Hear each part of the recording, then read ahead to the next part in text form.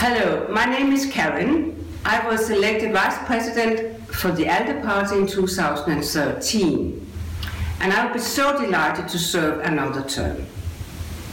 And what will I use this another term to? I will do the utmost to expand our party and to reach out to new voters. And therefore we need to be able to constantly campaigning. And for that we of course need the means. And I will do the utmost to fulfill this aim by using and drawing on my experience as a member of European Parliament for 15 years, but also my capacity as a campaigner and as a fundraiser. And then I will draw up all my contacts in the private sector.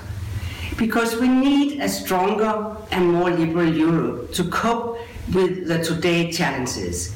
The refugee crisis, the trade negotiations with the United States, and also to make sure that we can secure our privacy when we deal with the United States. And unfortunately, the privacy and the right to be forgotten is actually a hidden human right. That's why you should vote for me, and I also think that you might look for diversity and then vote for experience and age. Thank you so much for having the possibility to talk to you today.